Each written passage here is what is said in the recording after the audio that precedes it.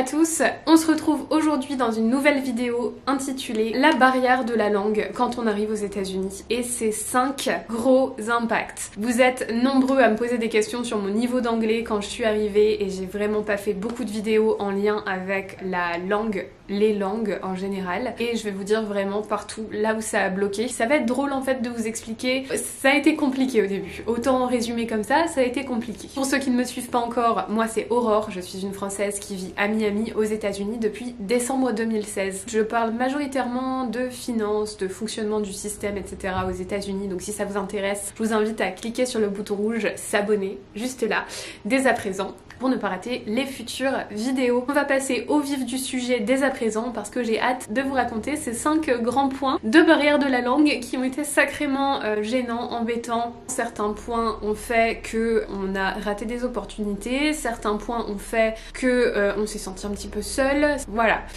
pour résumer un petit peu les choses. Premier point, premier gros point, c'est le truc qui m'a le plus traumatisé, ce sont les appels téléphoniques.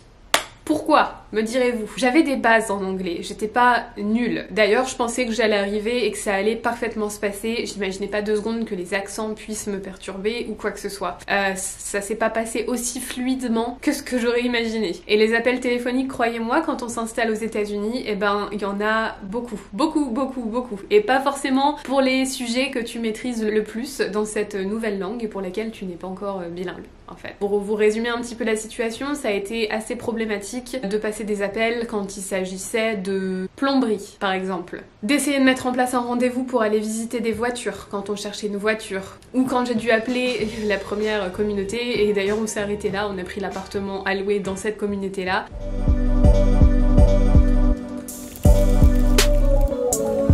Toilet leaking. Hello, how are you? My toilet has been leaking. Hello, my toilet has been leaking for 3 days. I think my flush is broken.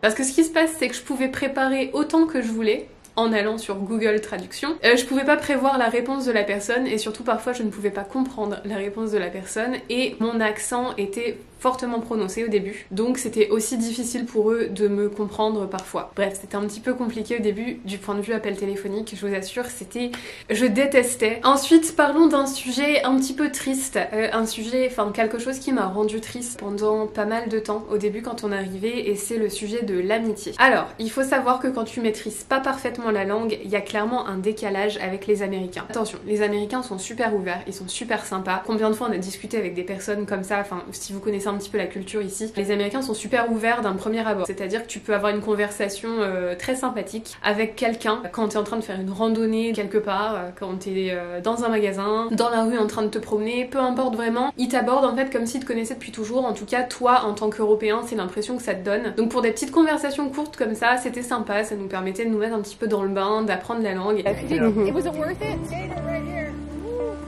And there's like 4 more down there. There's 2 babies down there. You just gotta get your eyes peeled for them. Okay, sit there. Down, there's 2 adults and 2 babies that we saw. C'est notre premier oui. Et à chaque fois on se disait ah bah ça y est on a des potes. Non non non pas du tout. Et même dans le cadre de notre travail, on a mis énormément de temps à lier des amitiés solides.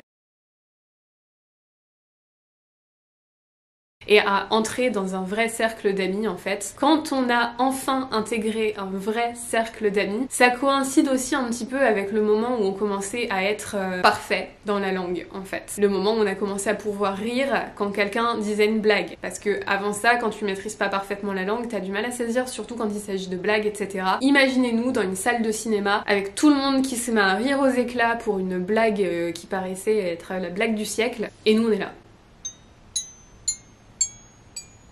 Parce que au début tu peux pas saisir les nuances de la langue. Ensuite, un point très important, pas des moindres, c'est l'entretien d'embauche. Bien sûr, il y a un certain moment, moi aussi j'ai eu mon permis de travail et j'ai dû passer un entretien d'embauche. Ça n'a pas été très très simple parce qu'en fait là où j'ai vraiment mon anglais qui s'est énormément développé, c'est justement en travaillant. Avant de travailler, j'ai fait la bêtise de pas m'inscrire à aucun cours ou quoi que ce soit. C'est vrai que j'ai quand même pu m'améliorer en regardant Netflix par exemple constamment, et le fait aussi de communiquer brièvement avec les personnes dans la vie quotidienne, mais ça suffisait pas. C'est que mon premier job, vous le savez tous, j'ai accepté de recommencer tout en bas, donc employé de cinéma, mais il faut savoir que mon entretien a été comique. Comique dans le sens où j'ai prétendu que je parlais un anglais parfait, tout simplement parce que j'avais regardé les questions communes pour cette chaîne de cinéma quand on passait un entretien, et j'avais absolument tout préparé en apprenant par cœur. Attention, Aurore, elle a fait quelques années à la fac en droit, donc apprendre par cœur des lignes et des lignes, elle sait faire. L'entretien s'est super bien passé, et sans paraître, ça faisait déjà 1 an aussi que j'étais aux États-Unis, mais je vous avoue que l'anglais professionnel c'est encore différent. Voilà, pour me sentir rassurée, j'avais besoin d'apprendre par cœur toutes les questions. Et je pense que ça s'est vu un petit peu, que ça a été un petit peu bizarre, mais j'ai été embauchée quand même. Faut dire que, comme je vous dis, je suis repartie en bas de l'échelle, j'ai commencé employée de cinéma. Quand j'ai enfin eu les opportunités pour augmenter, superviseur, devenir manager, même ensuite, c'est quand mon anglais aussi s'était énormément amélioré. À ce stade-là, je me considérais bilingue. Par contre, le truc, c'est qu'en espagnol, on partait un petit peu plus de rien. Et vous le savez désormais, amis, finalement, la première langue, c'est pas l'anglais, c'est l'espagnol. Chose qu'on ne savait pas du tout, on n'était pas du tout préparé à ça. Et avec le recul, je regrette énormément de ne pas avoir pu travailler ça en avance, parce que finalement, ça nous aurait bien aidé. Exemple tout bête, un jour on devait ouvrir un premier compte bancaire dans une banque, et dans notre quartier spécifiquement, tout le monde parle espagnol et beaucoup ne parlent pas un mot anglais ou presque. Donc que ce soit pour la banque, pour l'assurance voiture aussi, on a été confronté à ça. Donc pour l'assurance voiture, ça s'est fini en langage des signes, plus ou moins. Pour la banque, on a réussi à trouver une conseillère qui parle anglais parfaitement, mais en fait ce qui se passe, c'est que la première fois qu'on y allait, on a dû attendre énormément de temps parce que ils attendaient que cette conseillère là soit disponible pour nous, donc c'est très embêtant. On a aussi le cas dans les magasins, ça arrive que des gens, même des employés, s'adressent à nous et on comprenait rien du tout. Maintenant ça va un petit peu mieux, et justement je voudrais en profiter pour vous présenter Lingoda. En parlant d'espagnol, je dis souvent que je commence à maîtriser un petit peu plus, en tout cas je commence à comprendre, mais j'ose jamais le parler. Donc ce que j'ai fait récemment, c'est que j'ai commencé à utiliser Lingoda pour vaincre un petit peu mes peurs de communiquer en espagnol et puis aller plus loin pour apprendre vraiment cette langue. Et justement, si toi aussi tu veux apprendre une langue de manière super intensive, Lingoda propose un sprint pendant 3 mois. Ce qui est bien, c'est que c'est une école de langue en ligne qui propose des cours tout le temps. Donc si vous voulez faire un cours comme moi aujourd'hui à 10h du soir, c'est tout à fait possible. No sé cómo se dice.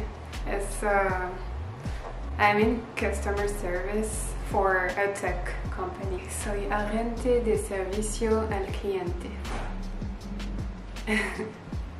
Ok, las lianas son de América del Sur, pero no sé dónde. De Pérou? Ok.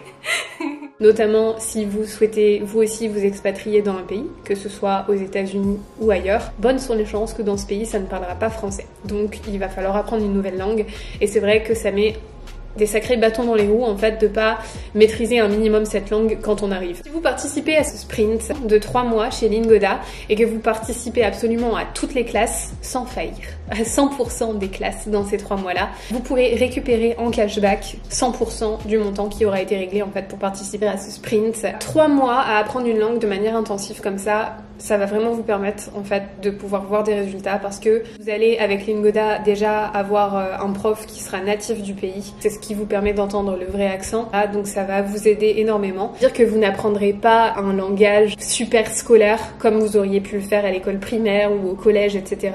Ce sera vraiment le vrai langage du pays. Vous allez vraiment apprendre les expressions du pays. Donc Lingoda, c'est quoi? Vous l'aurez compris, c'est des heures flexibles, c'est-à-dire des cours disponibles 7 jours sur 7, 24 heures sur 24. Et moi, personnellement, c'est ce qui me convient le mieux dans ce genre de situation, parce que quand tu travailles toute la journée, bien sûr, t'as clairement pas le temps de faire des cours dans la journée. Mais voilà, t'es sur Zoom, tranquillement, dans ton canapé, à 22 ou 23 heures.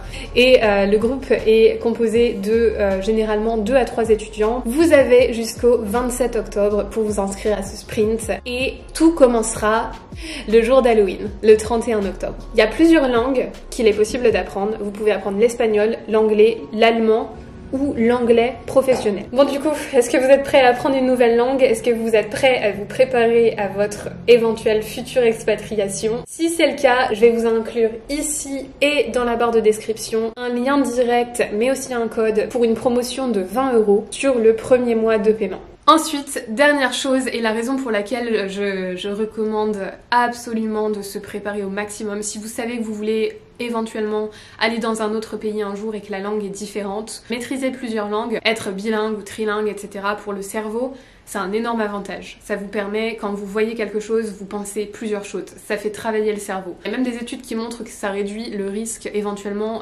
d'Alzheimer, parce que ton cerveau travaille continuellement et dans plusieurs langues. Quand on est arrivé, même si on avait des bases, comme je vous expliquais, on avait un souci pour aller dans le détail. C'est-à-dire qu'on avait beaucoup de documents administratifs, tout était en anglais. On avait beaucoup de sujets très importants à aborder, placement financier, carte de crédit. Il a fallu qu'on apprenne tout ça. Et la première fois qu'on a été introduit à tout ça, on arrivait depuis récemment. Et moi à l'époque, les finances ça m'intéressait pas plus que ça, c'est vraiment une passion qui m'est venue au fur et à mesure d'être ici, quand j'ai vu en fait toutes les opportunités et toutes les choses qu'il y avait. Et la première fois qu'on nous a introduit aux cartes de crédit, c'était notre conseillère bancaire. Pourquoi vous n'avez pas encore de carte de crédit? Il faut en ouvrir une. Et là moi je commence à demander oui mais comment ça fonctionne et le credit score c'est quoi ça, comment ça va être impacté? Et elle essaie de tout nous expliquer, mais le problème c'est que notre anglais, encore une fois, on avait les bases mais c'était pas parfait, donc c'était très difficile en fait de comprendre tout en détail. Donc parfois on pensait avoir compris et en fait pas du tout. Donc on a fait quelques erreurs qui nous ont valu des pertes d'argent, des pertes d'opportunités, ce genre de choses. Je vous ai fait une vidéo justement sur toutes les erreurs qu'on a faites aux États-Unis que je vais vous lier juste là, ce sera plus rapide. Vous verrez vraiment toutes les erreurs qu'on a fait au début, dont certaines